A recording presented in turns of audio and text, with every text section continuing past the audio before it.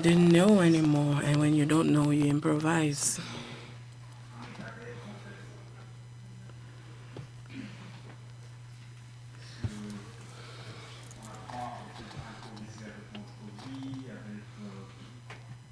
Sorry, we don't have the sound. My name is Kabaku. I am Kabaku, and again Kabaku. I am Kabaku, and I'm a storyteller. There was a time in a village, Banataba, a village with forests at the border of the river, northeastern part of Kasangani in the Republic of Congo. I almost said Zaire. To be able to get to Banataba, I had to pass through New York because it starts with an invitation to the Metropolitan Museum of New York. They regularly invite artists for performances in one of their galleries. And one of the things I did was to ask them to see all the art pieces coming from Congo in their collection, because wherever I go, I look for Congo. It might be an obsession, meaningless obsession. According to Leopold II, Congo does not exist. It's only a river and the great forest. Wherever I go, I look for this piece of mirror of history that has been spread throughout the world. In the collections of the master, there are pieces from Congo, and among them, a wooden statue, 80 centimeter high, and in black and white with a little bit of gold, with a label, Langola people. And I wanted to prepare my performance around this statue, and they were not happy about it. The African section of the museum was not happy about it because it was not an emblematic piece of their collection. When you invite a dancer from Africa, they want them to be inspired by your masterpiece. And he was looking at a piece that was not even exposed, that was hidden. But for me, it was the most important. It was the only one that I could relate to, that could tell me something about myself, about my story, because the Lingola people is where my mom comes from. It's the people that lives in this village called Banataba, 150 kilometers from Kasangani, around the forest, a village where my mother's father is from. And I took pictures of this statue.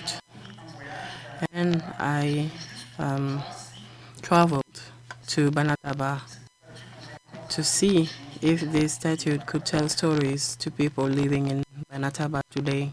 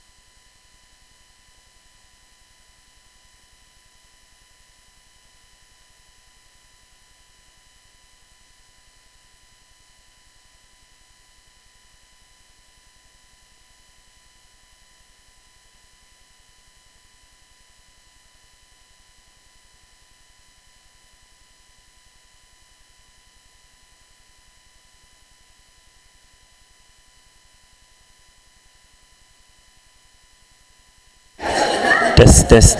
1, 2.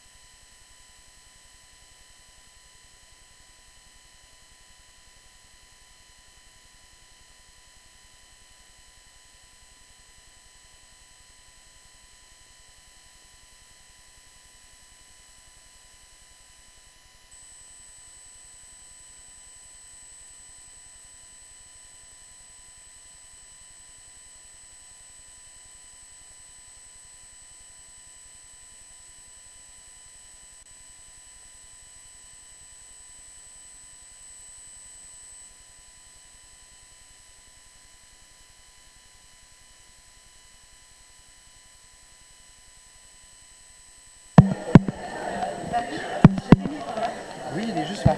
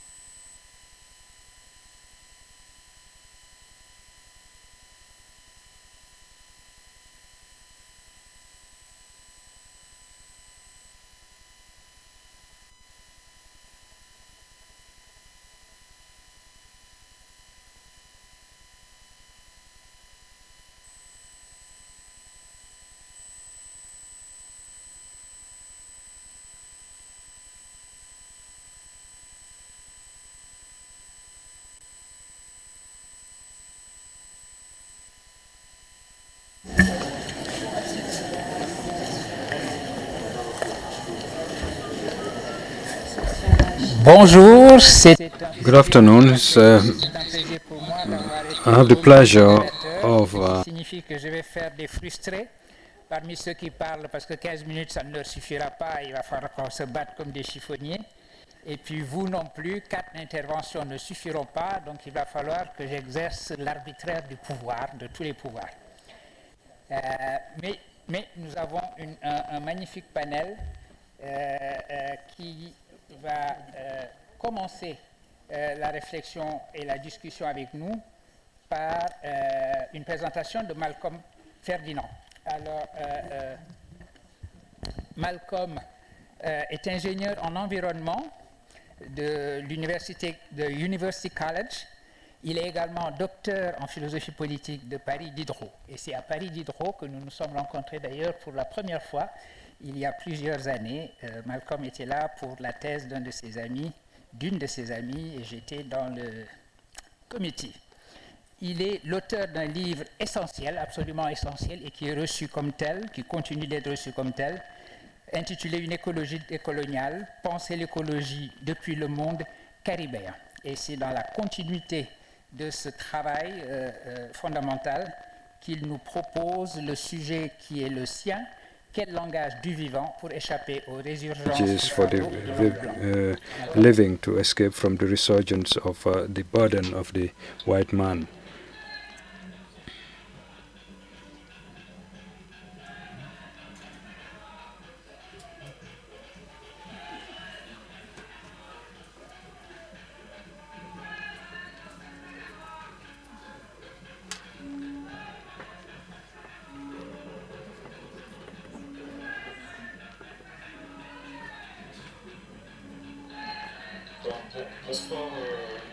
Good afternoon, everybody.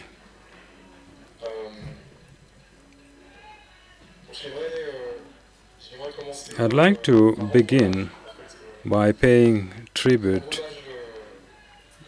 to the ancestors who survived,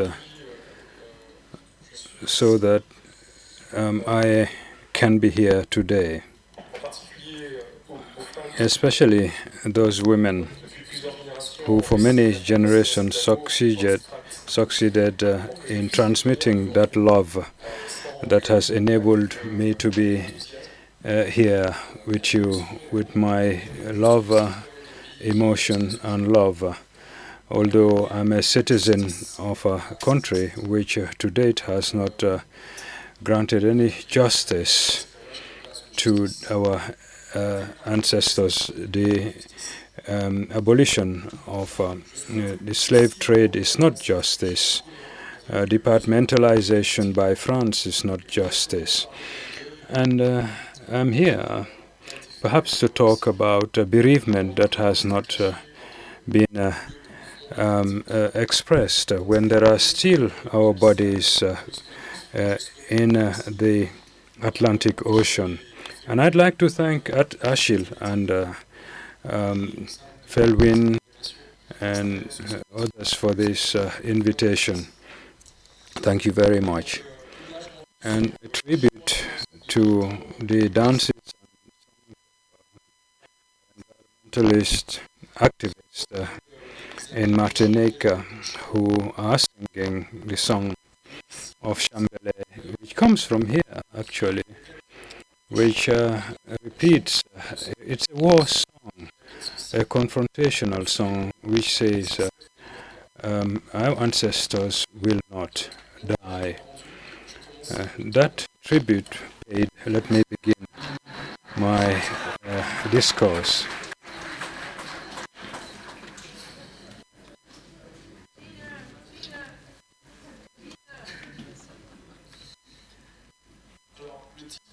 The title of my discourse is How to Escape from the Resurgence of the White Man's Burden. What languages of the colonials for the living? And you might think that I'm going to give answers immediately, but I should first of all take note of these contours of this question. I display this image to show that the death of our ancestors is actually what prevents us from becoming mad.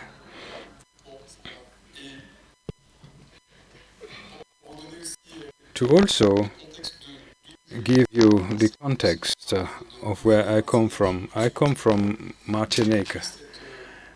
And since that structural marginalization of the political imaginary of those spaces called French Outre-mer, which concentrate most of the French biodiversity, but which is not seen and not talked about in the environmentalist narrative.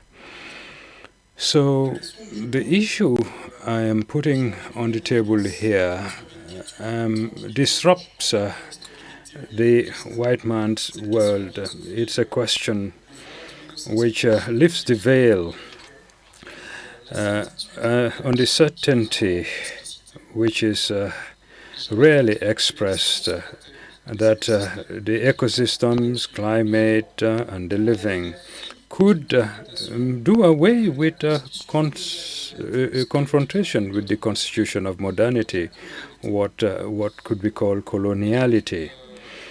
So this is the first thing that I wish to say. You cannot do away with that aspect.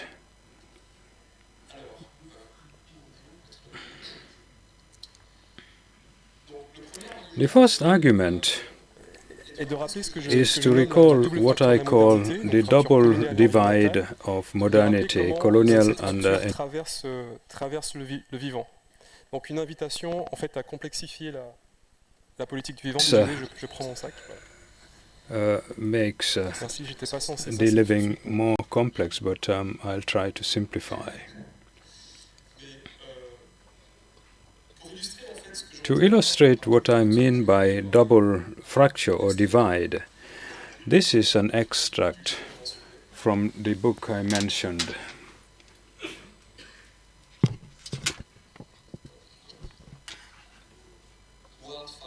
The Wildfire, 1859 to 1860.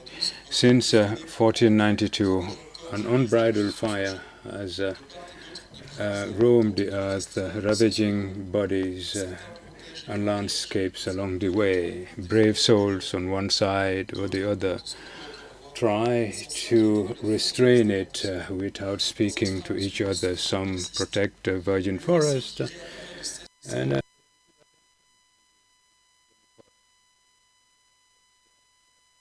black bodies and along the boundaries of the Congo River. 653 bodies scattering the ashes of people within another Negro bald. 143 incandescences were consumed in this way, and they tried to liberate the 507 savages in April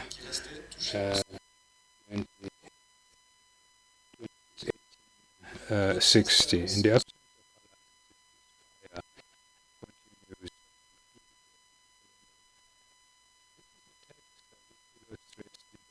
structure, the idea that on the one hand we see those interested in the environmental divide, modernity, globalization, talking about the living, and on the other side those who are interested in the colonial issue.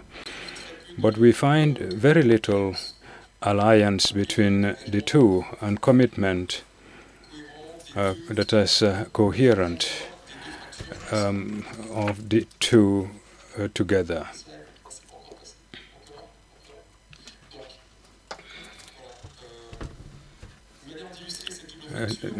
To illustrate this double divide,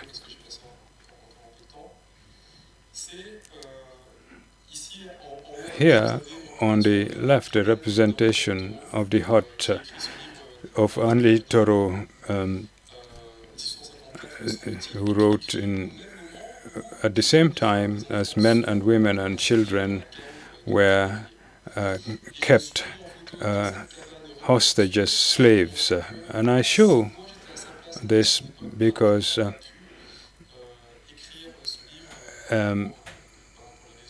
6 months before that, he would not have been able to write this book because of the colonial fracture. The first argument being that the colonial divide is rooted in the dominant language of the living. And Alice Rocker, I put it in English in this slide, but I'll try to say it in French. What it says essentially is that we thought that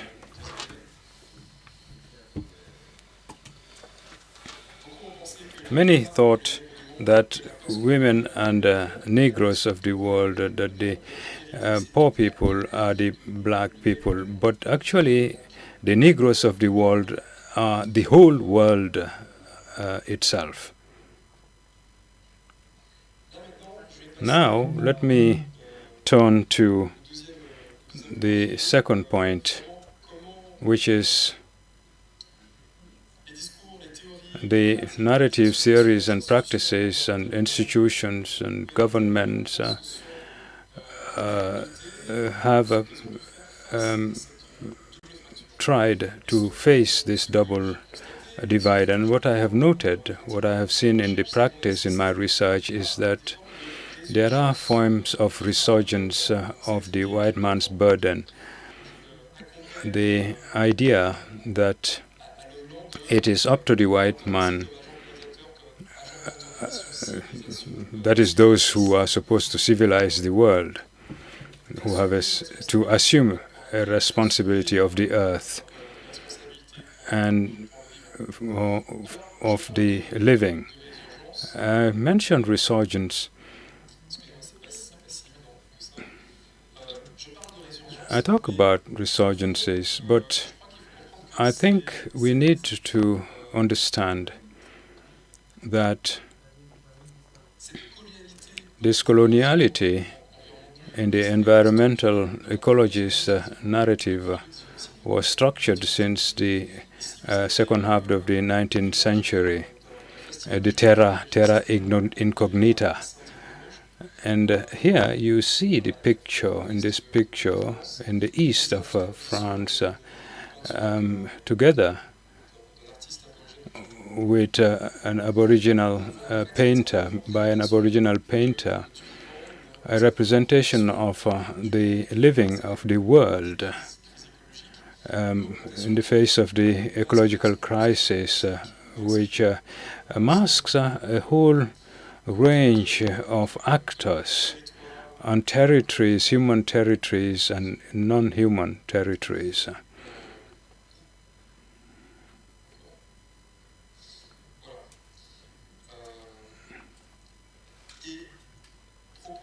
And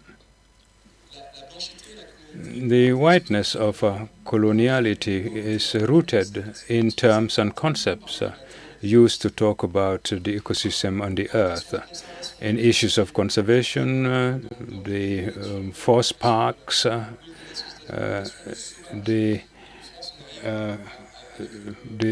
savage, as they called them in France, and the resurgence of that love of the savage without any critical look at those who were subjected to savagery. There's the idea of the living nature. There is a difference not to reproduce racist and imperial and colonial stand positions, and to be actively anti-racist, anti-imperial, and propose decolonial policies. The difference is the relation, the issue of the world. That is, in fact, you cannot decolonize yourself. You need to reconnect with the other. Next, a few pictures showing this double divide with the constitution of spaces for discussion of figures. As you know, there are anthologies. Anthologies created from the environmentalist and Anthropocene. And these anthropologies will reproduce the whiteness spaces. So you have a meeting with 37 environmentalists without not a single black man. So as soon as you try to find out who the first thinkers and producers of this ecological thinking, you find Henri David Thoreau and Jean-Jacques Rousseau. And you forget completely other people who contributed. to reinventing, rethinking through their activism, their relation to the living and to nature. Here you see, let me just say on this side, the Gaia hypothesis was very successful, proposed by Marshudin and John Rodak, saying that the sphere will auto-regulate. And it seems that there is a small sin in Gaia. We talk about Gaia in 1992. You had this link between the African bodies, European voices, and the cosmogonies of the Amerindians. And I propose another hypothesis, which is the Haiti hypothesis, which in fact will become politicized. This hypothesis reminding us that the environmental destructions were based on the conditions of domination, and the subterfuges, the subtleties that you can see there do not cover those who were completely downtrodden. In order to find the Mother Earth, my Haiti hypothesis combines the coloniality politically with a return to the various forms or the forms of thinking, of the living. And here, what are the manifestations of this? It's the refusal to accept the modern slavery. And ecology becomes a refuge where people try to use scientific arguments. And you cannot avoid colonial issues. And the other will just be there to propose solutions. When Andreas Mann, for example, mobilized the issue of the Marons, he uses an extractivist discourse when he say, okay, well, you can resolve this by referring to the Aborigines, etc. But this is extractivistic. So you look at the issue, you think and try to conceptualize the earth, and then try to talk to the other. And at no point will you try to have a common conceptualization. Bon. Je passe. Donc du coup, on est dans une forme d'irresponsabilité. So we are in a form of lack of justice. Next slide, please. And I finish with 5 proposals with 5 sentences. So to have a language that escapes to the burden of the white man. The first one is to adopt or take the requirements of the colonials in the language of the living or languages of life. So to be an apologetic, as it has been done in Martinique, in Paris, with these images as illustration. The second proposal is to think with the shipwreck of modernity and a language of love for our dead. What language to give to our ancestors to whom we want to cohabitate even though they are not here anymore. And the third proposal, to invent aesthetics, forms of writing that have a double relation or are doubly relational. So fine-tune the analysis of the world of the living, because the living does not exist. It's a set of exchanges between living beings, biotopes, elements. Now, how do we talk about life without installing this homogeneity? And how do we fragment the human being and keep this plurality in these two areas, and that's only then we can get to discuss more politics of relations. And you see it on the belly drums and also the woven baskets. Fourth proposal, talk about the taboo issues, issues that shake up. Do not, for instance, let actors that do not recognize or pay tribute to the cosmologies of local populations and have our own ecology or library of knowledge.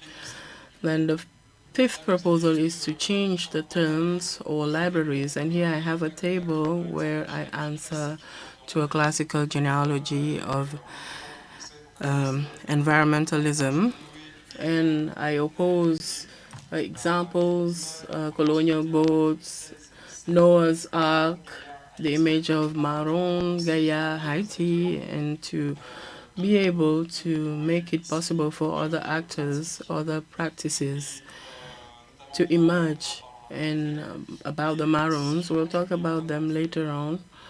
So this is the final extract I'm going to read. To finish with, I'll read this extract of the book, Justice, 1670. The speaker is reading. Clamant haut le nom de sa frégate de 365 tonneaux, le capitaine d'Elbé s'apprête ici-bas, dans l'ombre de la cale, à faire l'œuvre des injustes. Au port d'Adra, sur la côte africaine, à mesure que les 434 deniers furent montés à bord, la justice se taisait. Alors les embarqués se mirent à rêver d'un navire à la hauteur de son nom. Ils briseraient leurs chaînes et remonteraient sur le pont. L'équipage ferait de l'hospitalité leur cap véritable. Certains installeraient des tables et des chaises ouvertes à toutes les peaux et sentiences pour discuter du monde et des chemins possibles ensemble, des danses, des amours, des cuisines et des paysages. Maintenus par une corde au-dessus de la mer, d'autres peindraient à nouveau sur la proue les lettres de justice. Un sursaut houleux et une douleur aiguë aux échines vint rappeler les parois acérées de la cale et interrompre ces rêveries collectives. Une centaine ne se réveillèrent pas. Le 7 juin 1670, 334 autres furent expulsés hors de justice sur la rive caraïbe de la Martinique. Reste ce rêve qui s'émut en désir porté par des millions de mains et de pattes, d'ailes et de nageoires, de branches et de montagnes, de terre et de cours d'eau. Alors, on peut continuer ce rêve ensemble. Voilà.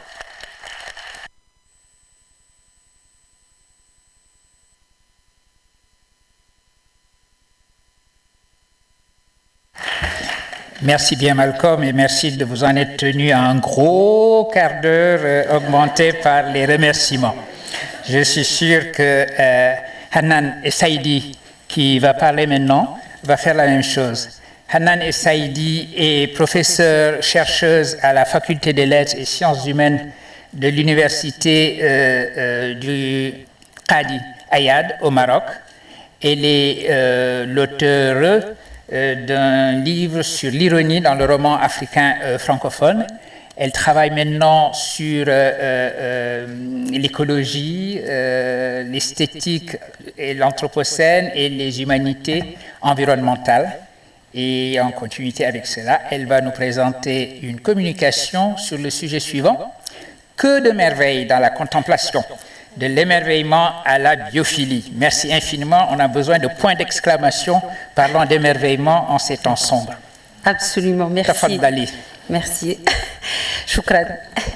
Voilà, donc je ne vais pas déroger à la règle. Je tiens à remercier Phil Winsar et Hachim Bembe de m'avoir invité pour la deuxième fois à participer aux Ateliers de la Pensée de Dakar. Je vais les appeler les tisserands du lien.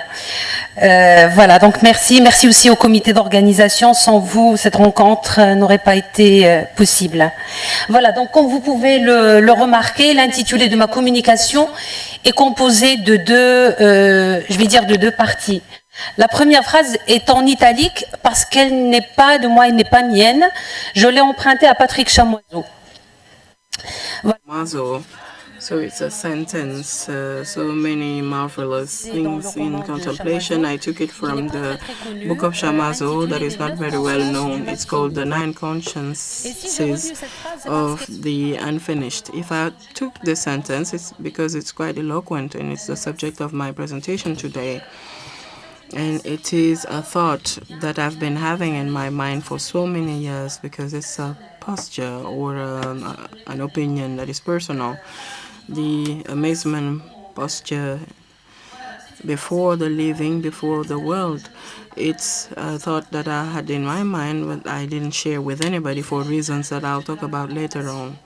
These are the virtues of contemplation, amazement, beauty that lead to astonishment in front of the spectacle of the living or life. That I'm trying to work on is the dialectic of this amazement and biophilia that are intertwined. I have for a long time hesitated and I asked this question as to whether I should present very briefly the novel of Patrick Chamoiseau, and I decided to do it because this is what will enable me to express adequately the issue of amazement, because in this novel of Chamoiseau, it's about amazement in a story that is quite different, a story in which we, the human species, are diminished. We do not exist. We are called the toxic. And this is the story of a rapaz. It's narrated by a bird, and it comes from Chamoiseau. It's understandable. And I quote, there is no suffering that doesn't aspire for a story. So this need to tell your suffering. And this is decentralizing that liberate the novel from the anthropocentrism to which we have been used in the majority of literature. And the novel talks about the meeting, the conflictual relationship, and the friendship between two types of birds that are different in so many ways. We have an eagle and then another type of bird that is bloodthirsty and feared by all the species in the forest. We also have the fufu, which is a hummingbird, a small bird, quite fragile, that seems insignificant and invisible, but is shaken over and over with a lot of strength. The Unfinished shows the predator aspect of human beings with his savage instinct that is called Lalaya in the book. And Shamaza calls it a memorial warning to which he is a prisoner. And the Unfinished embodies human species that is accused of ecocide and that has disturb the ecosystem in the forest.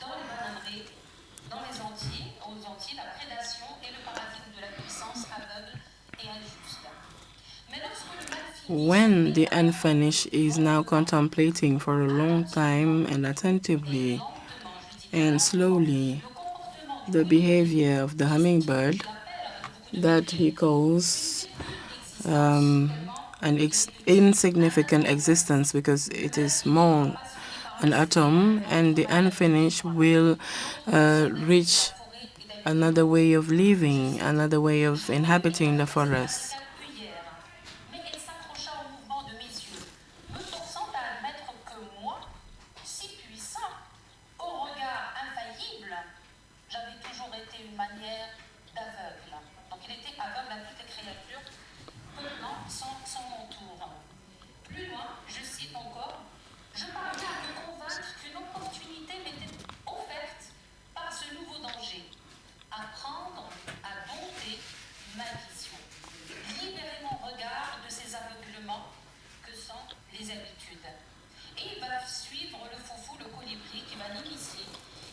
he will follow the fufu, the hummingbird, who will become the master and the great master, and the other bird will become less arrogant and more attentive to the lively aspect, status of the living.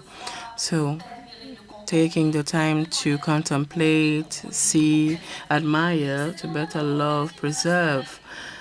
And this contemplation will be installed differently in the unseen realities. And the other bird will follow the hummingbird, looking for a more profound and complex understanding of the bonds that bring together all forms of life.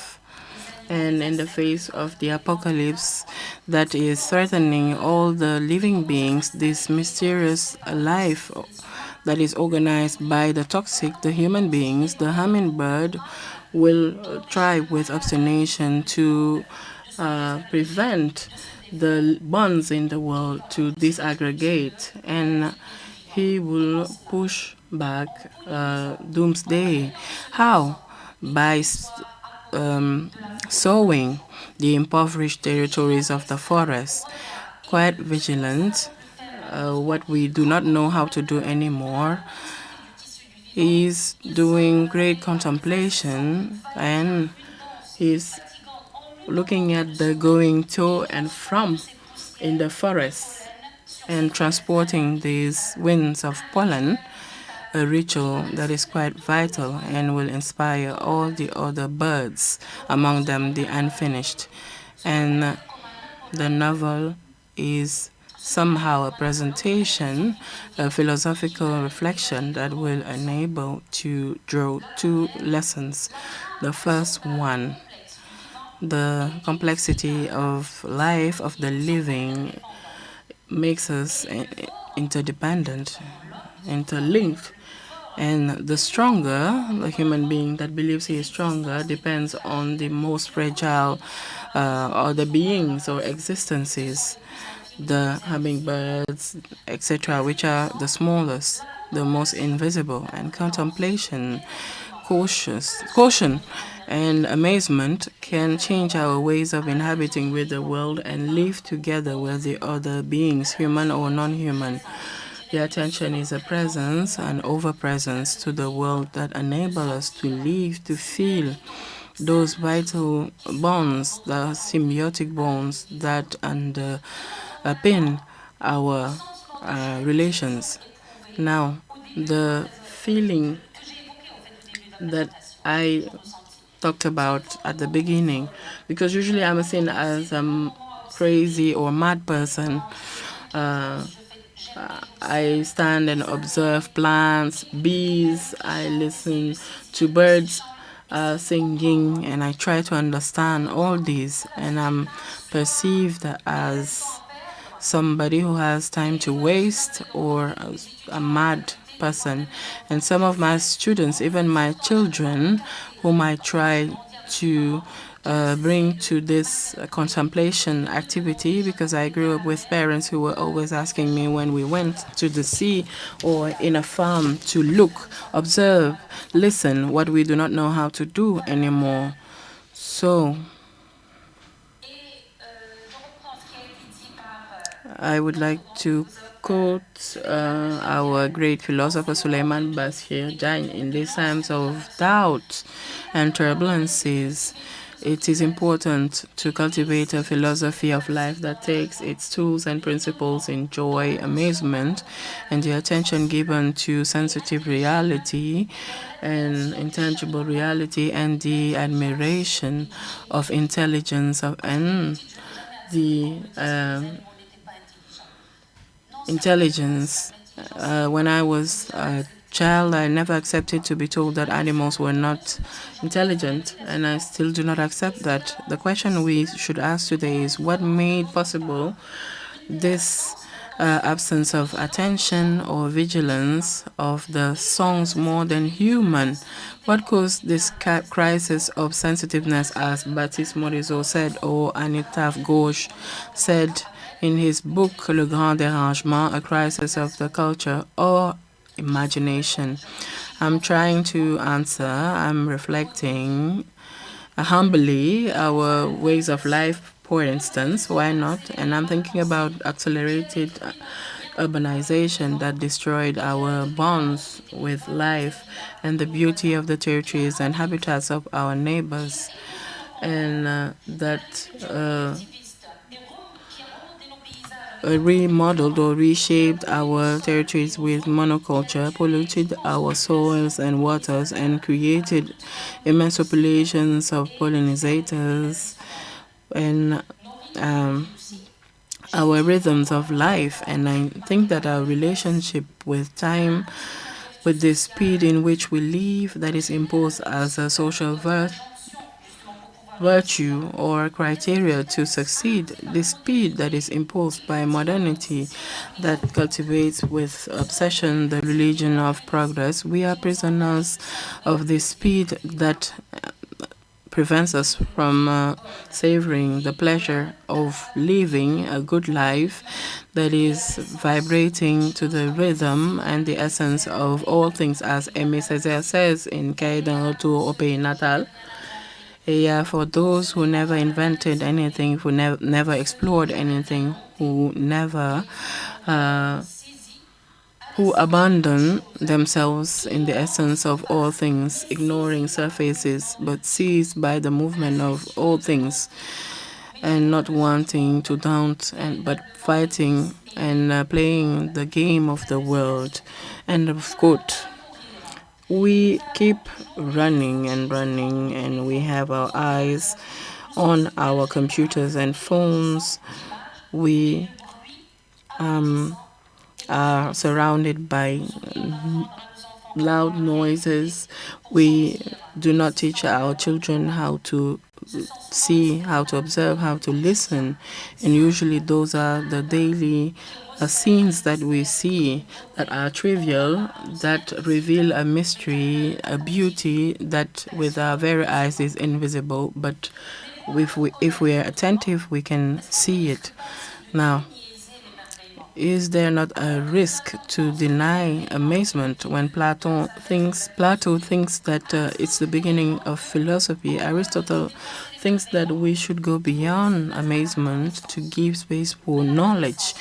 But knowledge, is it not disenchanting or disillusional? It's the case of modern science, and it's been said this morning that by classifying, having a repository of the living and catalogs at the end of a cold observation and empirical and distantiated observation ends up with a set of rules, determination, and reactions to deprive the living or the life of its magic and the infinity of the secrets it has and its bonds with its environment. Modern knowledge produces intelligence. I say intelligence that is mechanist, cold, rational, causal, dualist, that it's attempting to universalize as if we do not have multiple features of knowledge or intelligence. And Malcolm talked about indigenous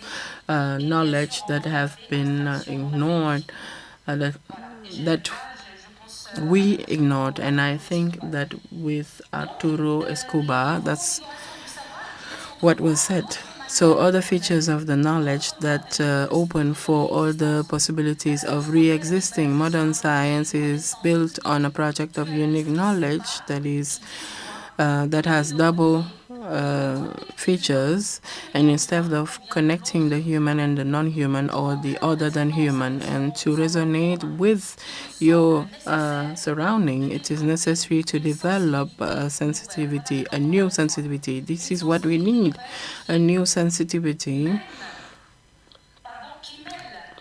that brings together knowledge and amazement, as Rachel Carson says. So brings together joy and respect for life or the living.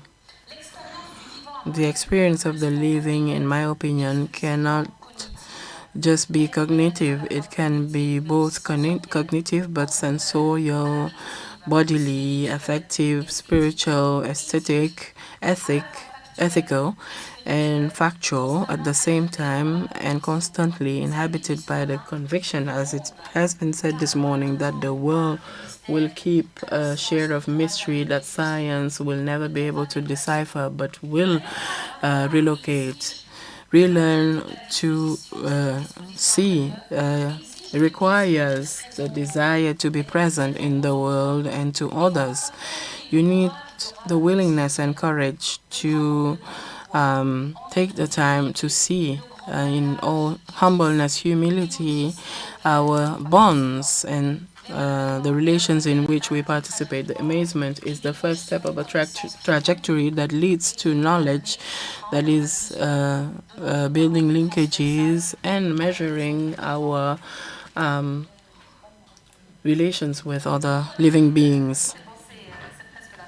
I'm almost at the end of my presentation, so be conscious of our interdependence, our common vulnerability in a world that is more and more unstable, liquid as Bowman would say, and uncertain. Amazement engenders forms of language because we need language to tell what the living is. So it engenders other forms of language to say, write, in poetry, sensitively, in literature, in mysticism, the living. And amazement is found in the two extreme sides of the creation, aesthetic or literary, the artist that is presenting his word. And Wilfrid said it with the example of the seedling, the invisible, the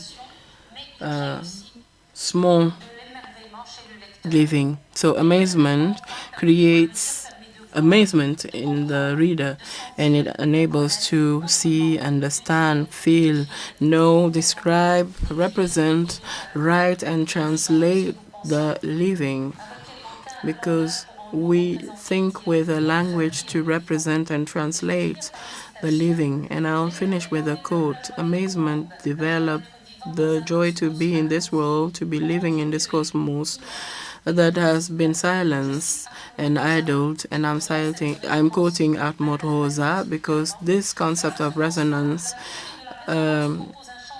is important to me, and it requires a change or a shift of paradigm in culture. It's the quality of the relation to the world that needs to become the norm of the political and individual action. End of quote. So mobilizing the human species as a community of human beings on earth has to go through amazement that I was here to present to you humbly. Thank you very much for your kind attention.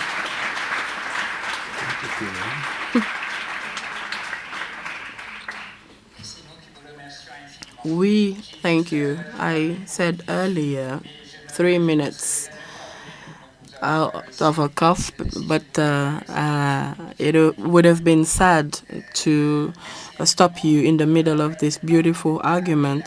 Thank you very much. It's now over to Leila Tahni, who is a historian and who is a specialist in intellectual history and social history. She has dedicated a novel in the study of Arab intellectuals in Lebanon, and she's studying female movements with identities and diasporas and the Arab revolutions. And of course, you will hear that in her presentation that's called The Hidden Text of Politics, Women, Families and Resistance in Tunisia.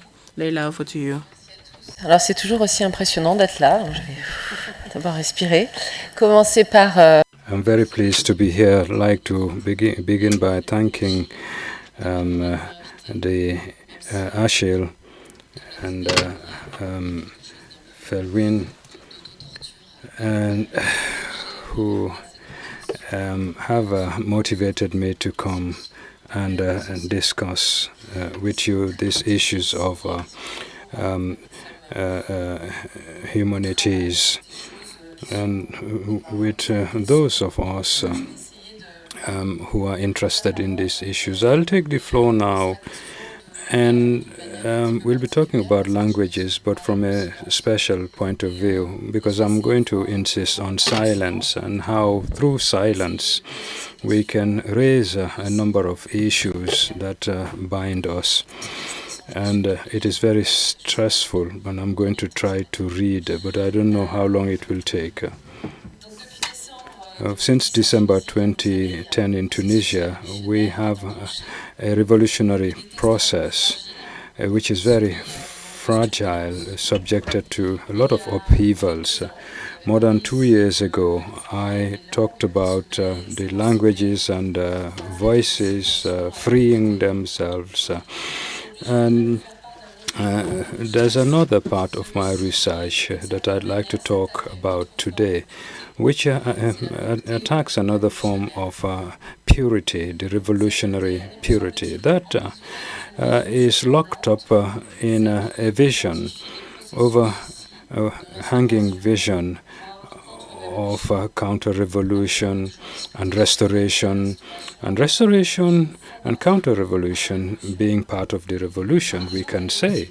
But it is also caught up in a risk of civil war, which always accompanies uprisings. These are big words and should not be ignored. And we fail in appreciating them if we lock them up in norms. And also about how this is situated with respect to actors. Why don't people revolt more often? And why do they revolt? And in what conditions? When they do so, the issue of who narrates this story is also important, and also who beyond the heroic narratives talks about the revolutionary fatigue, which is also part of this story. And this is the location of my research today in the form of quest of a narrative, a search in our archives for traces. But here again, narratives especially. And my question is that of the silence of the archives.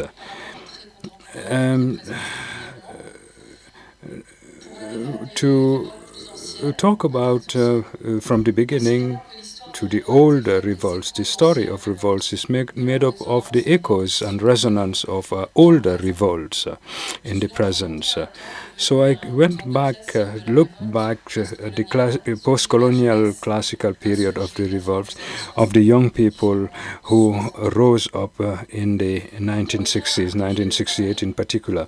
And in this specific instance, it's not a complete silence of the archives, but a marginal one. These are the presence that you see on the margins of certain files.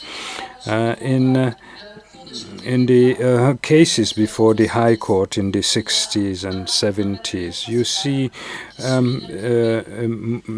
some text about the accused. You have the interrogations, the results of some crazy interrogations, and with the police fabricating evidence. And you have women and people who often are considered secondary and in a very important story. So these women appear as witnesses, and so they make pious lies, for example, talking about how their children were engaged in the revolt without realizing what they were doing, or about their sisters or friends.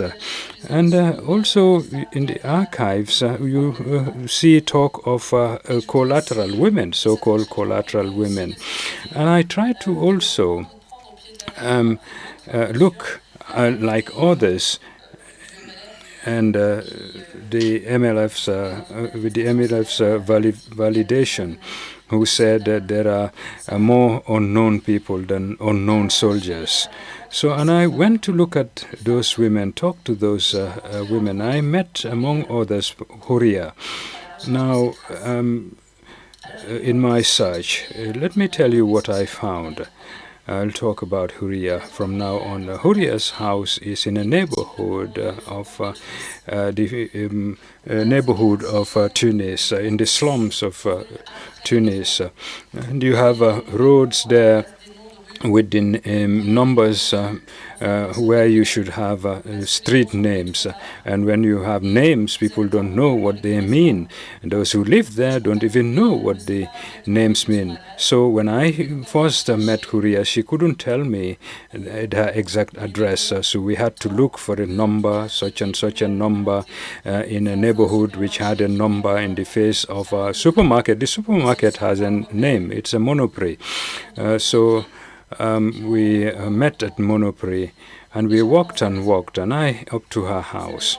Her house is a mausoleum in the memory of her dead husband, and she shows me photos, takes me to the office of her husband, and tells me how she donated the books, her husband's books, to the National Archives. And it's very cold in her house, no light. But it's a small room down below, quite colorful and comfortable, with a settee, a few settees, but one that serves as a bed, and the television is always on. And she there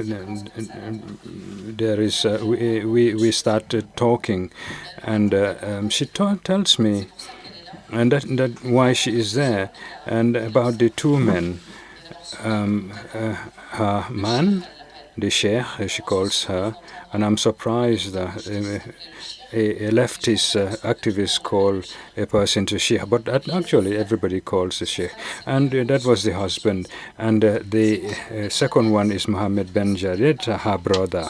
In the 68 Tunisians, and actually people came out in the street to ask for Benjanet to be released. He had been arrested after the uprising, and that was the spark of the 1968 revolt in Tunis. So she is in between these two figures. I'm not going to go into details about the lives of these people, but what she tells me about them, that she's a young girl who leaves school to join the person that she loved, and with the brother becoming a Marxist. He was just a student. And then she explains to me how the brother became a Marxist. And she says that when he arrived in Tunisia, she saw the children of the Mufti, who are all Francophones, who are learning philosophy. And he says, well, why did he not have the right to do that? So he joined them. So he stopped everything and joined them. Now, this brother not only stopped everything, but takes her everywhere to the bars frequented by men, and the cinemas, and political meetings, and she calls herself a Tunisian. And there is this man in prison, her husband, who writes her love letters that she published under his name, and under the title "My Dear Turia." Now, what this shows is this story of emancipation, narrated from that neighborhood of Tunisia. Now, the story of miraculous emancipation, when you look at where she comes from and where she finds herself now. She talks about her the politics and the messages that she wrote on pieces of paper, and in a taxi, in a bus, and she talks about what women normally do on a daily basis, and she keeps and hides those pieces of paper on which she writes. So and the husband is in a prison far from Tunisia, and she has to travel far to visit him. And she tries also in the prison. She comes back. She comes back from the prison to do her cooking and daily chores. And most of the time she walks a long distances because the taxi costs a lot, and she just talks about this. And she tells me about her torture and her arrest. And she told me about one story, an existential one, full of emotion, about this young 17-year-old girl who asked to be married in prison. She brings an official for the marriage up to the prison. And that civil servant said that normally people come there for divorce, not for marriage in prison. So what I'm interested here is what seems to be so laughable. She writes on small pieces of paper, cigarette paper, and she is proud to show these pieces of paper, and she tries to explain to me. But especially on such pieces of paper, and she took so many risks writing about all these groups in prison in cell number 1, cell number 2. And she, of course, cherishes her memories. And I understood later when we were talking about politics. And Huria cannot tell me much else. She said, in any case, that there were always at least 3 people around them when she visited her husband. And these were the guards. And she explained how her world became smaller and smaller. And she said, after she returned, after a few years, she says that after her life started, but this was the hard life, and she continued to transmit those messages from her husband until her death, until his death, and she continued to write about him. He died, and then nothing after that. And she came back to a world which seemed to have disappeared because of the silence around her. She couldn't hear any other voice. Why should I tell you about this very sad story? Well, it's because it shows the meaning of the word politics in the title of what I'm talking about here. The political acts of Huria, and express the idea as of a disappearance of her world. It's a story of something that is undone, and how for months and years she resisted. I think this can serve sometimes at least the purpose of asking other questions. Her question raises some fundamental issues about time and the meaning that one gives to defeat. Defeat does not come from prison. It just surreptitiously glides into our lives. And Huria, she takes to the road, and she told me that she always has her car in her pocket because she's always on the move. And she says that she doesn't stay anywhere long enough because she finds herself in cousins who are talking about the latest marriage, etc. And she's no longer one of them. And when she can't stand them, she goes to her garden. But the garden dries up because of her absence. And it's a loss, defeat, real defeat. And Yassir Hafsan, Syrian intellectual, talked about Syria and said maybe we may be vanquished, but what is not tolerable is to be defeated. That is is the denial of what we thought we have lived and built. So this is the story that I wish to share with you, which shows us that beyond the heroism, political mythologies, we need to look elsewhere. Look elsewhere in everything that we are talking about, in the bonds, cooperation, and mutual enrichment. And the issue that I ask, the question that I ask today, that after listening to Huria, is what should we do when we also ask questions about our place as an intellectual, as a researcher, as somebody who expresses other people's voices when we narrate such lives? Now, these are so many stories, but and I also wondered how can we connect this story of what remains for us and what is so silenced, which is made silent, with the horizons of the bonds of cooperation in worlds. And Felwyn told me about these empty worlds where we are separated, where we cannot even name where we live, so that we can go back to that and point it out to other people. Thank you.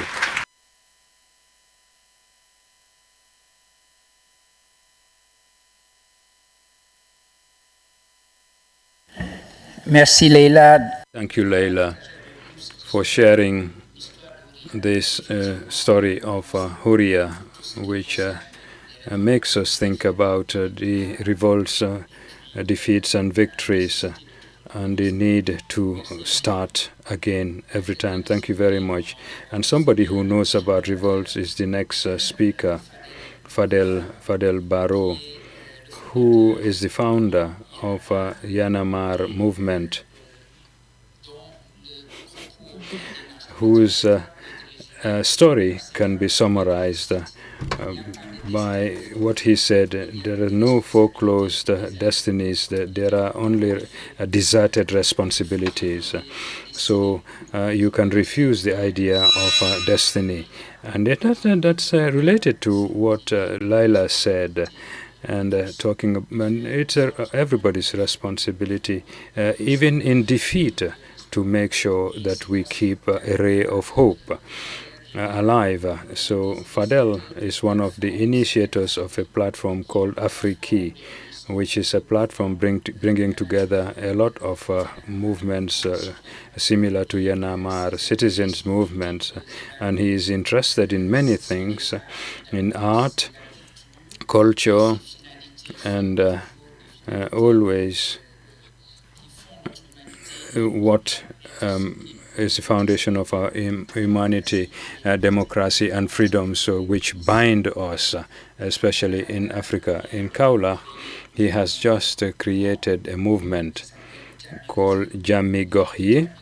Jami Gohyi in Wolof means the peace of our neighborhoods, and he is going to present Jami Gohyi, restitution of a political essay in the territories. Fadel, you have the floor. Thank you very much.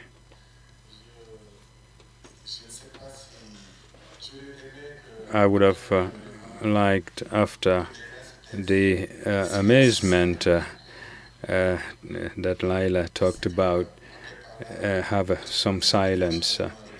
And also the entanglement of revolution. We talk about defeat, but when every day, when you look at the electoral defeat, for example, that is also defeat, and you need support from the neighborhoods when you realize that you needed a result, and sometimes in such a defeat you do not see what can be positive in it, what can resonate in that defeat. And when you talk about resonance of the old struggles and the kind of defeat of the 400-meter athlete looking at his defeat, or when the important thing being in a relay to pass the baton on to others. And Achille and Elodie and everybody, this is your role. You owe it to Ross. If you don't do it, we will take the baton and we will do anything we like with it. So I thank you very much, all of you who are carrying the flame and who are nourishing us. I was talking to Achille about the fund given to African and African youths in general to continue the fight. And thank you very much for everything that you said in this atelier. Now, as everybody, I am very intimidated when I come here and listen to all these experts. But talking to people who don't know is easy, but talking to people who know is always very difficult.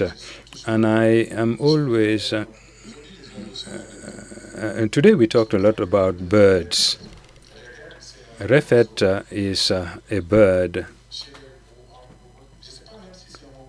I'm not even sure whether it's Wolof or Serer language, because it's the song of the bird when he sees danger, and the bird dances and repet and sings. Repet is his name, and it's attracting danger by dancing in order to save the other birds, to distract the danger from the other birds. And this is a symbol of the whistleblower in our society, because when you see predators coming, we need whistleblowers to sound the alarm. And we have this repet, these birds, and we use this image, and we play the role of this bird also in our associations. But sometimes repet sees a huge predator, a dragon. We call it Ninkinanka in our language. We don't even know exactly what it is. It's a mystical animal. It represents terror and danger, and it is huge. And when Repet sees the Ninkinanka, what does he do?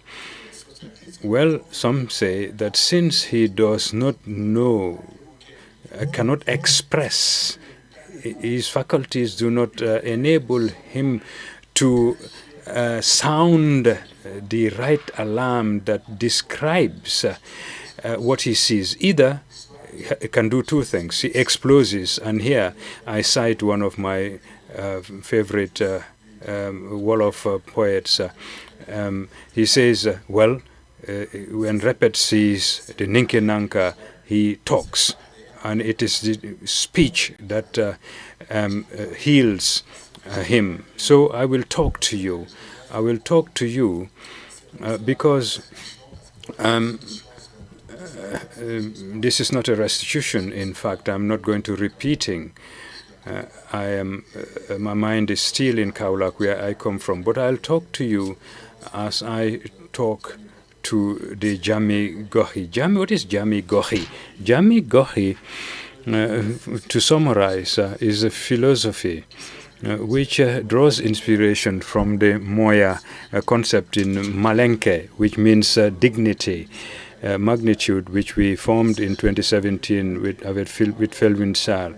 That is dignity, restoring dignity.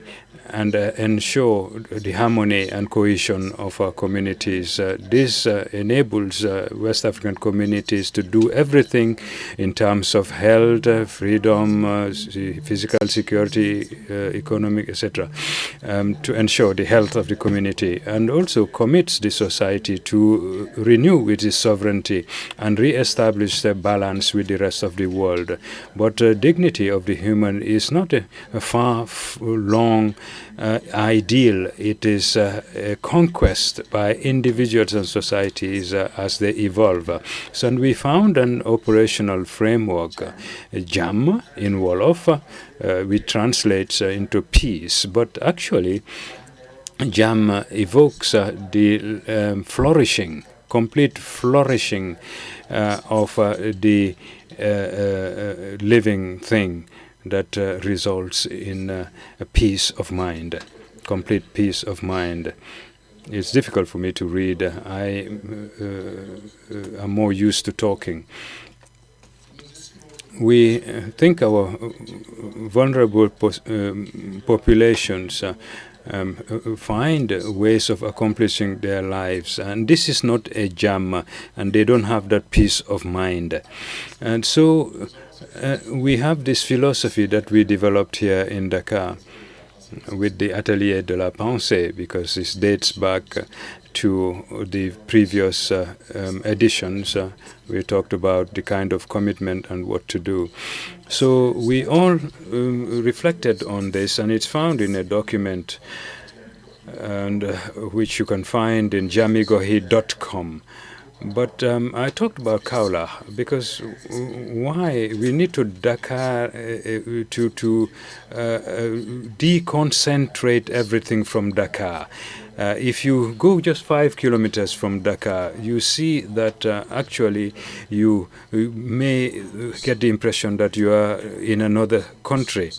We are all at the summit of the mountain.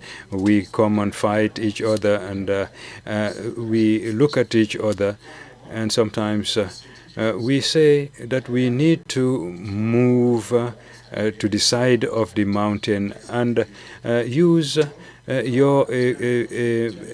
spoon instead of a pickaxe. So Jamigohi spreads and tries, just like the person with the prayer beads, because you have 100 beads in a prayer beads, and you can count an infinite number with just 100 beads. So little by little, bead by bead. But when you come to Kaula, you realize that those small bits constitute the world. Let me just give you one or two points here. Take salt. Salt is another Ninkinanka. In Kaula, Kaula is being eroded by salt. Salt is burning Kaula, as we say in our language, and every visitor there sees in Kaula that there are no trees. We plant a few coconut trees here and there, and we spend a lot of money, and we try to earn money by through our artistic works, etc., to plant trees. We do not give our money you don't give money to somebody without making sure that the person can use that money to do what you want. So we have replanting campaigns. We try to study the kind of trees that will survive there. So when you come there, you don't see trees in Kaula. But also, Kaula is sinking. Kaula is sinking. And we ask why. We don't know. There are no studies available to show why Kaula is sinking. If you ask the state authorities, they say, who are you? He's from Yanamar. Well, we will not answer you. They hide the archives and the data from you. Even if you want to know the number of people living in Kaula, they refuse to give you the data. But people can give you information. We call our search the Dohjama, our search for information. It means Dohjama. Bashir, can you help me? Walk of peace. But it's more than a peace walk. It's about meeting people and say, we come in peace and discuss with them. But what I haven't told you is that in our philosophy of Jama, we're opposed to any political practice that produces violence. We represent peace in our approach, in our discourse, in everything that we do. We try to be opposed to violence. And you have violence everywhere in the way that we speak to each other. So with Doh Jama, we went into people's homes, in the streets, discussing with people from door to door. It's the Joh Jama that we call it. Talk to our neighbors and observe them, not only what they are talking about, but what the walls are talking about. Because as I said, when you come to Kaula, you will see, unfortunately I didn't bring any pictures because I was alone. You will see that the walls are breaking down, and people think that the answer is to purchase tiles, to put tiles on the walls. We call them karo. And we don't realize that the walls are being eaten up from the inside, and we get an appearance if we put tiles on the wall that everything is okay.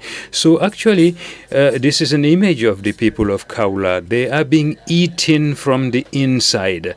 What happens in reality is that the salt is under the ground, and it enters the walls. And at one point, we didn't have clean water. We used to purchase 5 liters for 25 French francs. Now it's 50 French francs. So it's as if there is no drinking water there. And we are eating from the inside. I talked about all these walls, but also a lot of salt on our skins. Because of lack of water. When you look at Kaula in the south, you see piles of salt. The piles of salt, and these are colonial enterprises that have existed there for 150 years. And Kaula was built, is a city about 200 kilometers from here, about 300,000 inhabitants, was established for exploiting the salt, and was at the crossroads with West Africa. This company is still there, and the piles of salt that are there are transported by the wind, and we have this on our skins, on the trees, and we are so used to this dread that you do not feel it anymore, which means that I'm trying to summarize here. What is available for the youth is the Jakarta motorbikes. They use those motorbikes called Jakarta for transportation. We do not know the number of Jakartas in Kaulak, but what we know is that, because I went to talk to them, these are motorbikes, and the brand is Jakarta. So you earn approximately 2,000 per day with this motorbike, so it's easy to get money. And with these Jakartas, we have dropouts from school and also dropout from jobs, potential jobs. When we went to talk to them about other jobs, only old men are there, tailors, etc., because mechanics, etc., because those young people who were supposed to work in those small companies, small firms, are leaving those firms to work as riders, Jakarta riders, because that's the only alternative they have. 300,000 inhabitants, many young people. What have we achieved? Nothing. And it's from there that we decided to, because in our countries, you are only listened to when you say that you are a politician. You're only listened to or heard when you run for presidency or you want to become a mayor. That's when you start being listened to. And we decided to run for being mayor with a very committed group. Kine, Yasin were among the members of the group, Gorgi, Bahum, who were determinant and heroes of modern times, but without financial means. We started the Dorjam project, and we had a program that we called Natal. What does Natal mean? It's a program that enabled us after 6 months on the field to have a collective and popular intelligence. We traveled for 6 months throughout Kaulak to listen to them, to their daily problems, and to give them some perspective. We spent 6 months listening to them, listening to their stories, in their precarious conditions of living. 6 months hearing about how they are tired of this growing poverty despite potentials in the city. And after this program that was launched at the end of the campaign, because for the campaign, we were able to collect, understand, and analyze.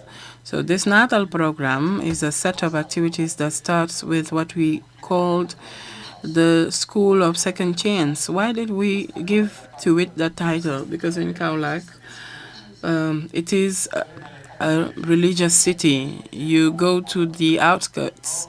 Some people went there with me. The number of children, young people who are there and who do not have anything to do are numerous.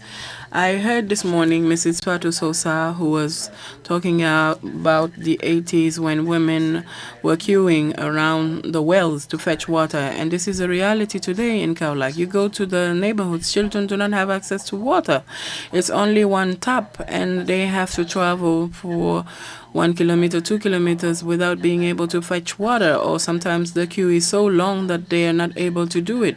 I was discussing with one of the girls one day, I almost cried, and she said that she had to go to bed without taking a shower because she had to travel long distances to fetch water, which was not possible because there were so many people. And these living conditions are quite precarious. They have to travel all the way to Madahun to find schools. The only available schools there are Quranic schools. Now, what will those children become? Will we become imams, etc.? What do we have for these populations? And we believe that with these schools of second chance, we can have small incubators that will gather them around opportunities. They can also work around salt, for instance, make it a business and earn a living. So teach them something to do, open them to the world. It is magnificent here. You see a lot of intelligence, a lot of knowledge. Why not using this knowledge and taking it to the inner country? This is actually the objective behind the School of the Second Chance. And we also tried to put in place workshops of the second chance to show them what they can do locally, even with sun. When you have a lot of sun, that very powerful resource, you can use solar panels to come up with income generating activities, not just keep them in schools, traditional school as they know it, and that they have rejected, because you know that those schools are crowded. The same goes for university, and it's impossible to invite somebody who doesn't talk about Socrates or Kant because we think that he doesn't know a lot, and that's a problem.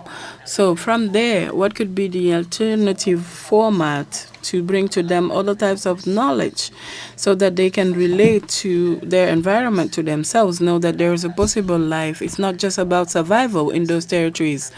This is what Jami Gorhi was trying to implement. If you do not stop me, I'll never stop. I have 1 minute left.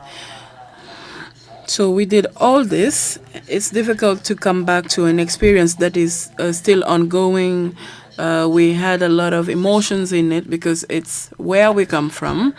And after all these activities with limited team and lack of financial resources, we had friends, though, who supported us and helped us so that we were able to have water and sandwiches to the young people who supported us in this campaign. But we didn't have financial resources, not like the 4x4 SUV cars that you usually see, and we were not quite audible.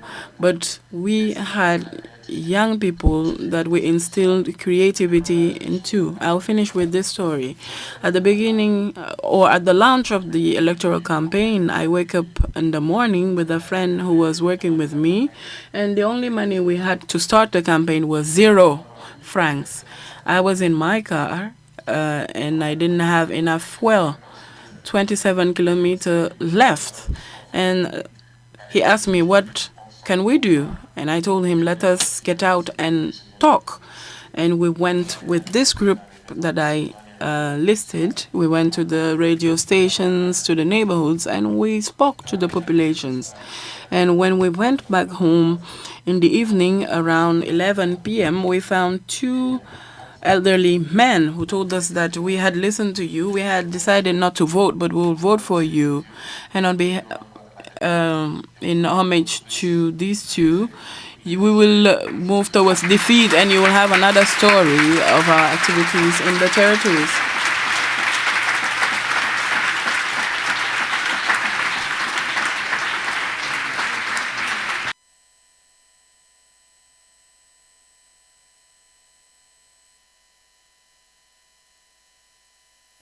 Merci Fadel d'avoir fait entendre la...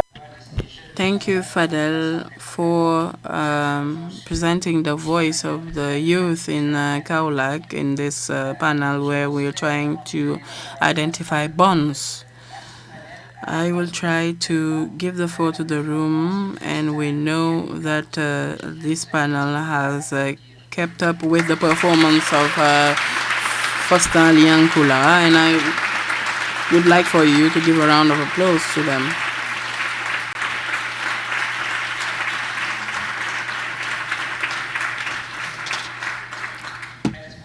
Thank you very much.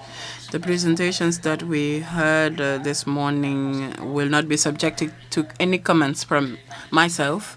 I'll give you the floor, however, and I'll give the floor to Selwa. I know I'm a little biased, but I assume it. It's the gangster with the sunglasses. My question goes to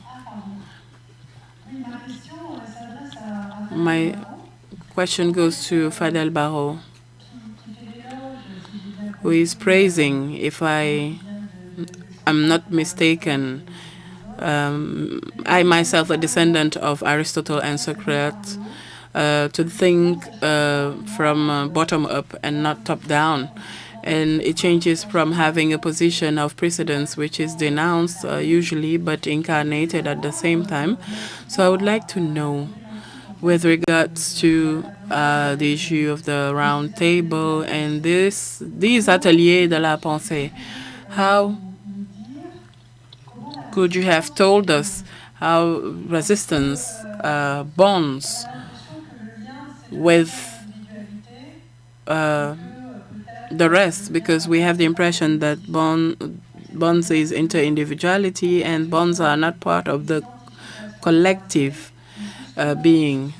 And this is taking us back to the question of the bottom-up, the cross-identification, and the disappearance of this symmetry would pass through language. This is one element, and I would like for you to tell you more about this, building this bond in the face of the dismantling of the world and the empire of dissymmetries, non-identification, fabrication of over numerous humanities. Thank you in advance for answering to this question.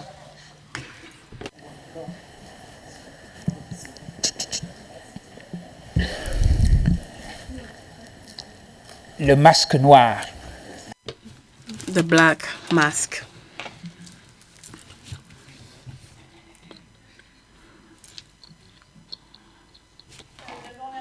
Thank you. First of all, I would like to thank you all for your presentation. It was quite interesting. 2 questions for Malcolm Ferdinand. In your presentation, you talked about an emergence, a commune emergence, and direct link between colonial domination and environmental domination.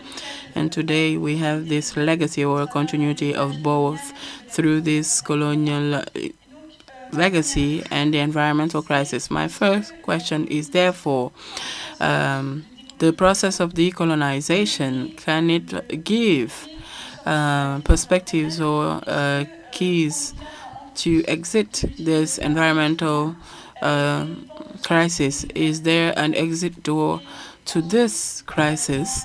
And in the previous session, Fatuso talked about ecofeminism, so a bond between colonial domination and patriarchal domination. My question is, how can we establish a link between the three, patriarchal domination, environmental domination, and colonial domination? Thank you very much.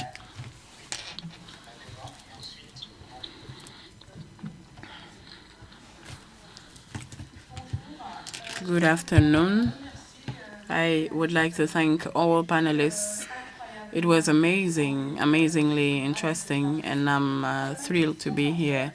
My question is for all of you, and it's about diversity of knowledge. Since this morning, I think I heard a sort of appeal to all of us to give more value to how we conceive what counts for knowledge. And I think that it's quite shameful listening that there is a sort of domination of a certain type of knowledge in this room, and it's normal, maybe. And I would like to thank Foster for presenting a performance before us. And to you, Suleiman, thank you for thanking Foster, for allowing me to thank Foster. Now, I would have appreciated that in the view of giving value to the knowledge, we take time to analyze, to apprehend, understand, to recognize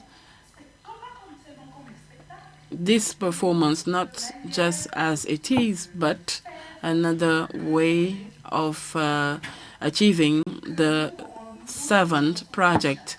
And we force ourselves to read what was here, to understand what was here, so that it does not just remain as a performance. And listening to Fadel, I was realizing that it was more than necessary to reunite, to give value, more value to our ways of understanding what knowledge actually is. This was a comment, but also has a dimension of question in it.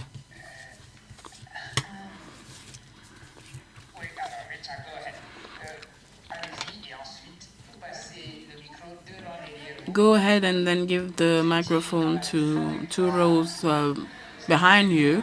You were in the trajectory, so you thought that you were the one I was designating. I'll be brief. My question is for Hanan. Can you talk about this idea that the experience of the living cannot just be cognitive? Would it be possible, in your opinion, to develop new knowledge that would continue amazement instead of destroying it? Is it possible to think about the living without this linear causality, without dualism? Don't you think that what is at stake here is the bond with the living? Because you were saying that there's a distance between object and subject. So can we develop a knowledge that could take back the bond to life, to the living? For instance, before a stone becoming a stone, because what counts here is the bond with the living. And how could we take from there a knowledge that would continue the knowledge around what is unknown or deleted or erased? I'll try to be brief and explicit or concise. First of all, I would like to thank Leila for her appeal, for her call for action, and come back to that because I think Malcolm Frère Denan presented writings that help us understand the invisibility of invisibilization as colonial violence. Can we refer to it as such? And deconstruct them more strategically in reality, because we are visible here, we are gathered, but we will be spread when we return to our respective sectors. But this appeal was timely. I'll give the floor to the person at the front row and then over to you, Fatma. Thank you very much for the presentations. I have two questions. One that I've been keeping in my mind since the beginning of the discussions is how to create coexistence in the particularities of different knowledge and universalities, because we are in a system that does not give way to this particularism. Now, how to create this coexistence? There is something that I found quite interesting, which is the notion of commitment that derives from sensitiveness in an African context where genuinely we experience quite disastrous and severe situations. Does it have to go through elites or whistleblowers, or should we make sure that the seed is sown within ourselves and it's just not limited to Africa? So can you bring more clarifications on that? One last hand. I have one sentence. Yes to recognition, yes to observation. But after Leila's presentation and Fadel, I think that logic rebellion is well founded in the conditions in which we are on this continent. Thank you. One last question at the back, and then Felwin.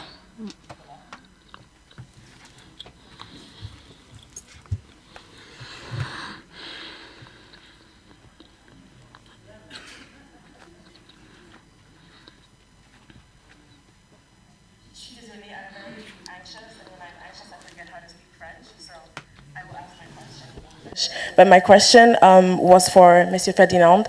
What do you think, is there space for the centering of indigenous knowledge and indigenous peoples in the fight for the decolonization of both, the colonies per se and the environment?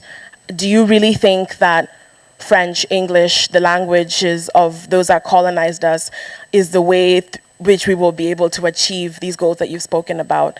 How can we create space for indigenous languages, indigenous cultures, indigenous knowledge to be able to create a new environment and a better environmental and cultural future? Merci. Merci beaucoup. Thank you. Would be intimidated by the French-speaking majority, but you answered the challenge. Somebody else wanted to answer it. Okay. C'est bon, Philbin. En fait, je voulais juste intervenir. I would like to talk about the knowledge in light of what Anand said, and two questions on the plurality of forms of knowledge. I'm researching on the ecology of knowledge. That's what I'm trying to do at Duke. Yes, there are knowledge that are in the logos, in the written text, in rationality, but there are knowledge that are in other archives, music, oral texts. And the program that I'm trying to develop is to know what forms of methods, how to apprehend them, how to make them circulate differently without betraying them in academic spaces. And the idea here is that for many years now, we've been working in research, trans and interdisciplinary, how we ally the sensitive and interplurality of forms. And if we follow the idea of Escobar, reasoning, feel, and observe interdependent processes with indigenous knowledge on our territories and how we articulate them is a concern that we've been having for many years. And with a performance, it's a form of knowledge that we put at the heart of the atelier, a relationship with the sensitive, and it is put in between, and it's not quite rational. So there is a quest, an experiment that is ongoing, but it's part of the objective of the atelier. We didn't want to be dogmatic in it. We will now invite the panelists to answer to the questions and comments, and it will be reversed. So we will start with Fadel.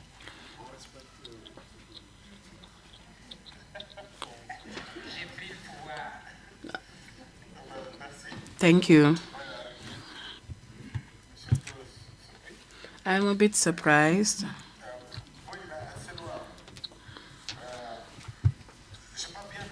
I did not really understand your question, but I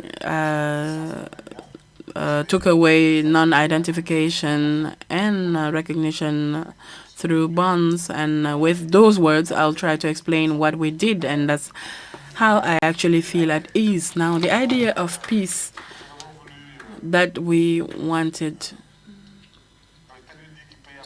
Felwin was saying that we can have two conferences in the same room. So I will use the analogy of three birds. Ramatu is our logo, is our emblem. The emblem of Jamigohi is a Ramatu. Why? Because we wanted them to understand that there's a symbol for peace. But if you bring the column, they will all take up the idea, but it doesn't mean anything for them. He'll just think that it's a bird he can eat, for instance. So if you show him the Ramatu, he can relate to that. Ramatu is a bird in Senegal, a bird species in Senegal, and in our history, it means a lot because we do not eat that bird. Why? Because the meat comes from the sea, so there's a sort of relationship with that sea. We do not hunt it. It's just there, and we live with it. And in our childhood, we are told that if you listen carefully to the Ramatu, he talks to you and can tell you some things. And I've been trying to understand what Ramatus are trying to tell us. And in Kaulak, where people have chosen to have as emblems horses, lions, etc., because they want to show how powerful they are, how strong they are, the Ramatu, when you go to people's houses with the Ramatu, they are disarmed because this is a bird they want to hear from. And we have tried to work around these things. And I would like to thank Estelle, who has drawn. He is an intern.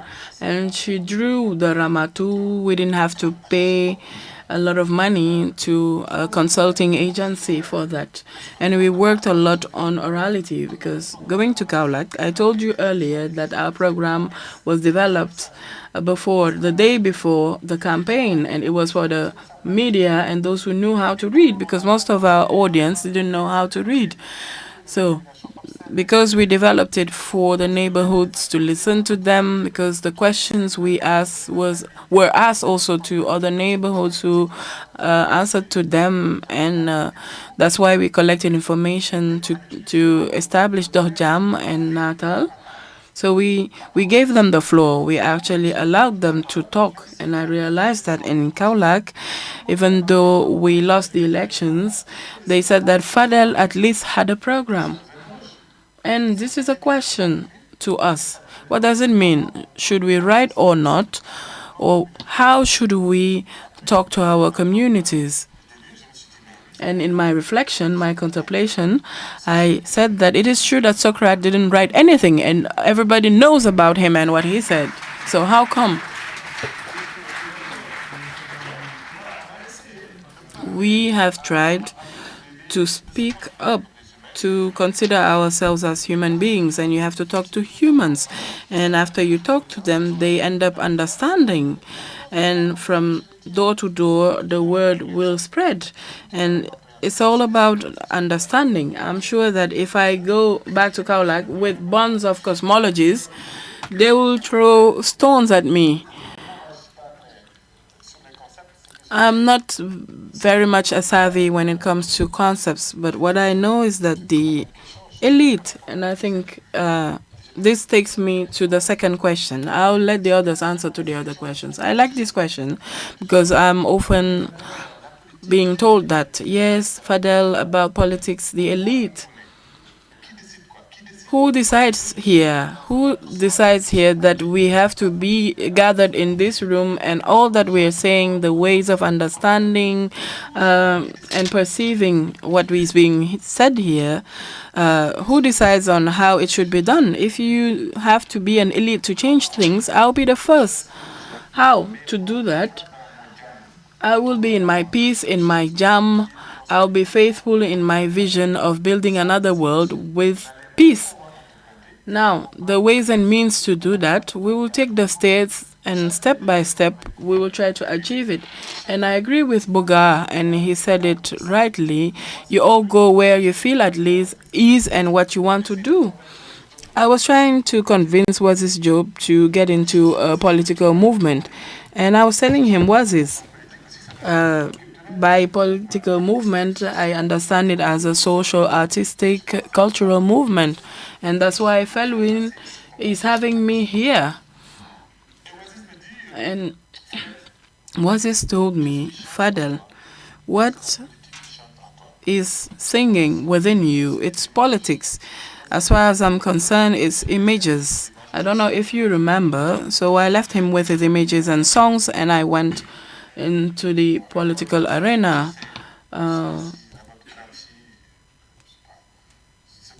What I know is what I'm doing, and today we have to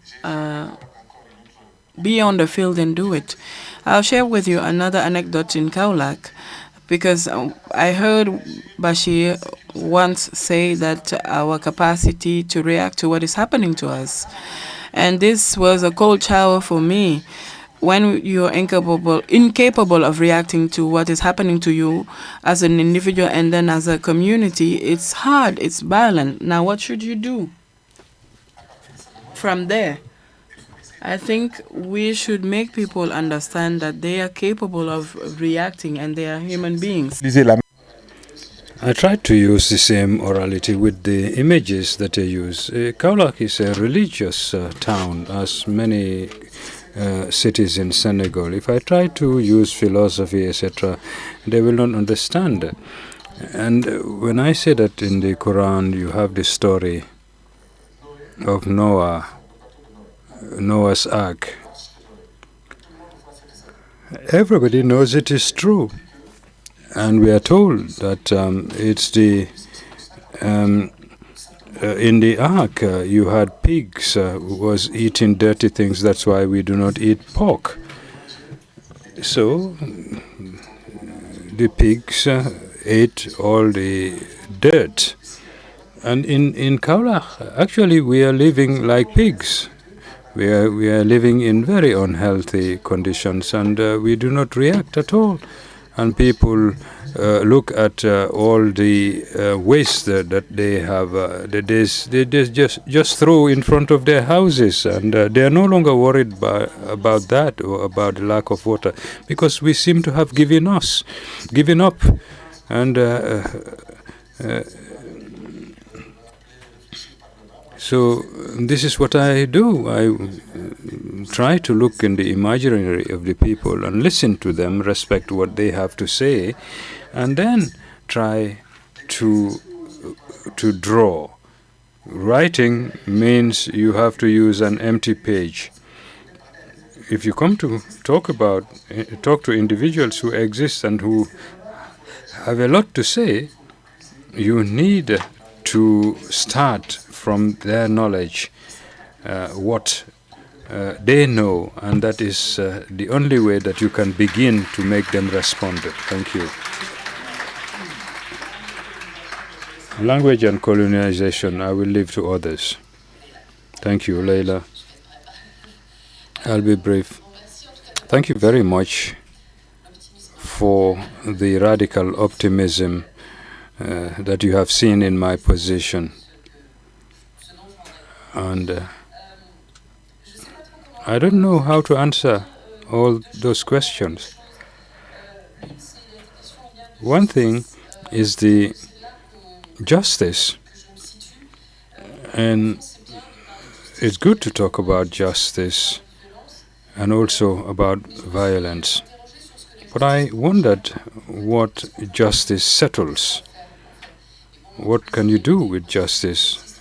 We had transitional justice systems in Tunisia, witnessing by those who suffered. But justice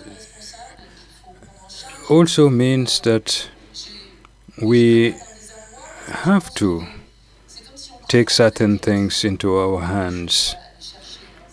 It's beyond the acknowledgement of the role of women, of suffering due to repression, but also to try to understand what the repression meant and the manner in which you found it in all our bodies. And we are co-builders of this injustice, in fact. So, even though it's also about dignity, which is central in the revolts that I studied. And for me, it is something that is difficult to grasp and to know.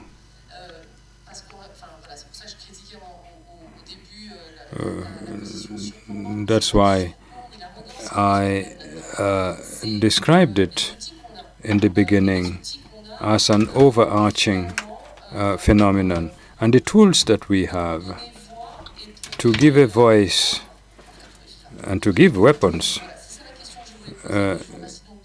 provide the weapons to deal with it also. I don't think I have much more to add.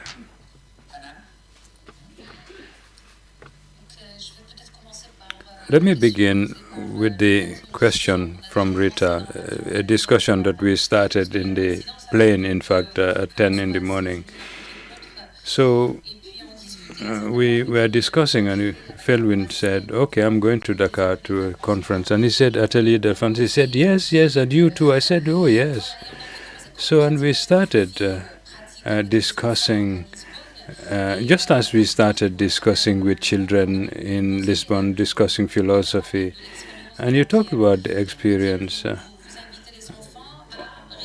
of children to talk philosophically about an object. And a stone, for example.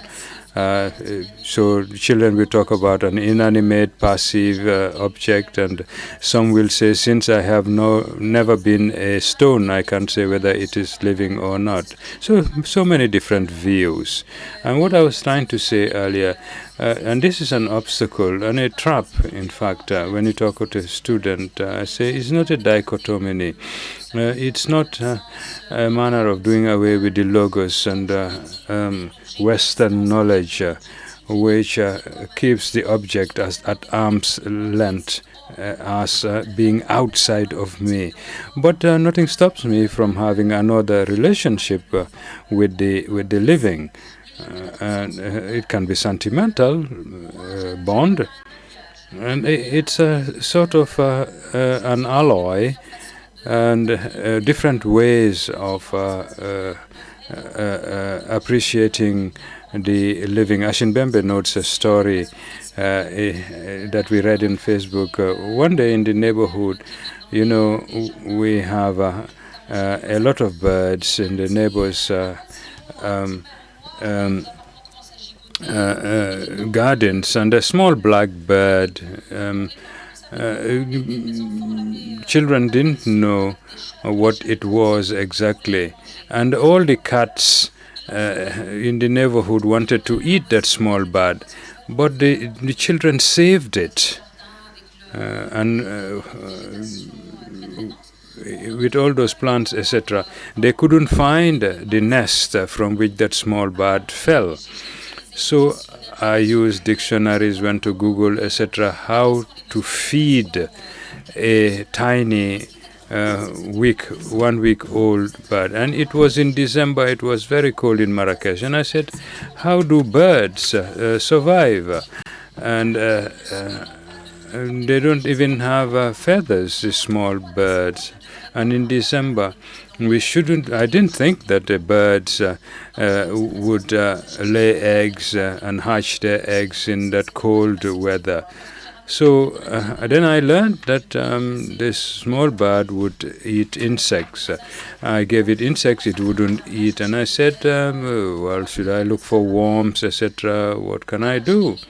So I put it in a carton and put some cotton and put it in the warmth. And the next day, I didn't find any insects in the carton.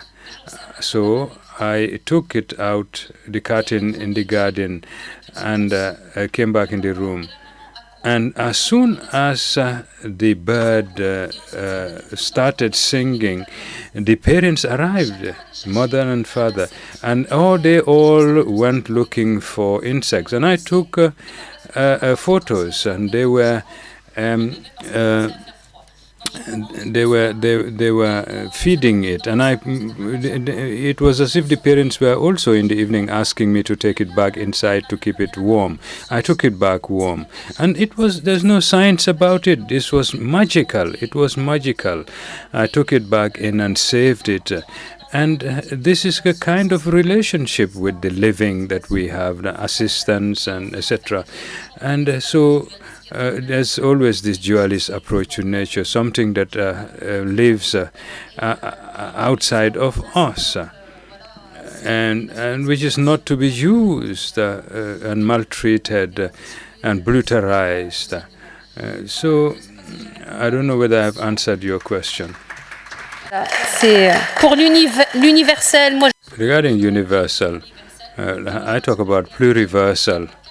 There's not only one mode of knowledge that is imposed, but there are several from the bottom. We are a beautiful, rich humanity, very diverse and rich because of that. So all knowledge should be at the same level, I believe, and it's humbleness, respect of other people's knowledge, especially knowledge of indigenous populations that we have mentioned. That's all. Thank you very much for your question. Alors, merci pour les questions. Thank you for your questions. I think I spoke too fast, but maybe. But I am really once again happy to be here. Thank you. I would have liked to make you dance and think. We don't have the time today, but there you are. On the issue between decolonization and crisis resolution, well, it's an alert. Decolonization is seen as a legal political problem, cannot replace modes of colonial habitation, of domination, etc. And coloniality persists beyond the simple decolonization, historical. Now, question is how you inherit forms of knowledge, as David Job raised. There are two questions here. You have the ecological side, ecologist side, who talk about coloniality, which also affected our way of understanding the living. And also on the side of those who are excluded, how not to reproduce that. How many countries have created ministries of environment that will reproduce that violence? And what I call the white man's burden is that we should not ask the question. And the question is more important in terms of global change. I don't completely agree with what those people say, but putting the question not in individual terms, on collective terms, how we can pluralize this kind of knowledge production and try to extricate oneself from this environmentalist discourse.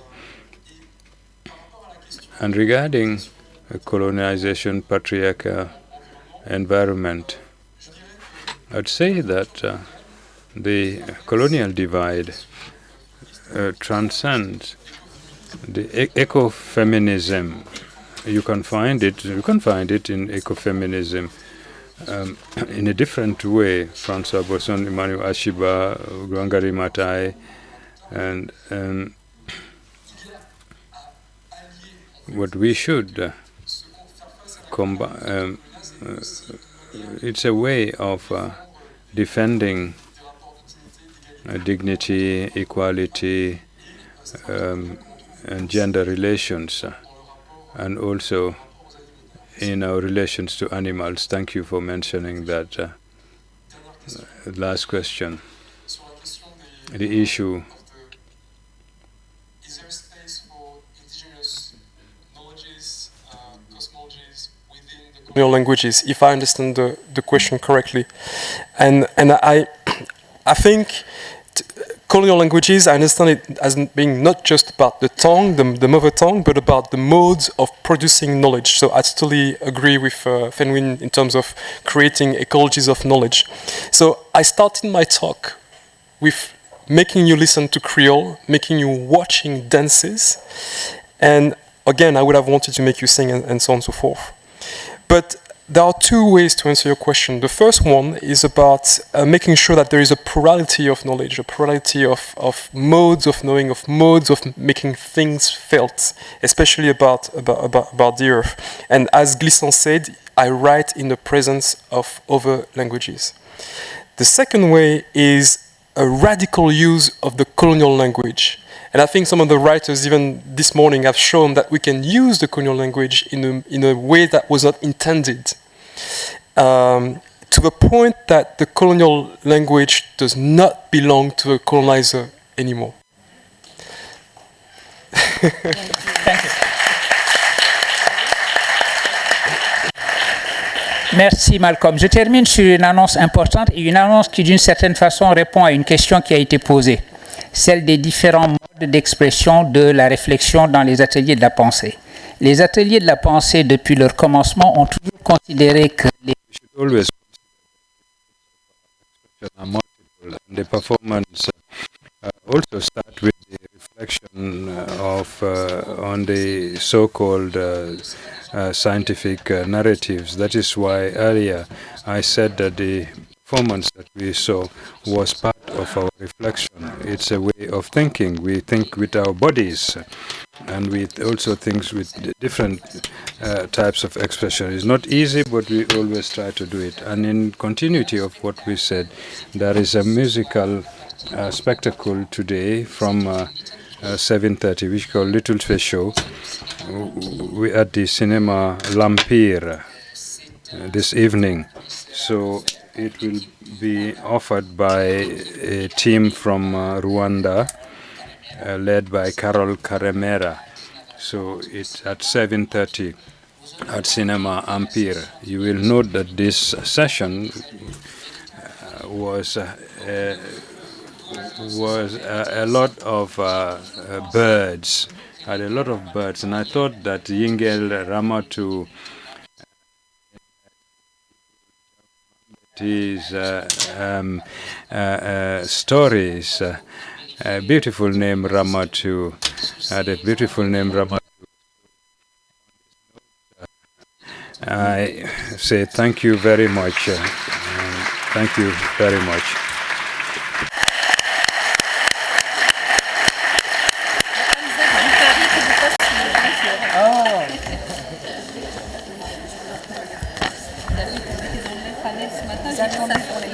Vous passez la même chose. Là maintenant. Bon. Oui, j'étais surpris de. C'est avec qui Quand vous avez aussi abordé Regarde. de manière détournée. D'accord. Très bien. Allons-y.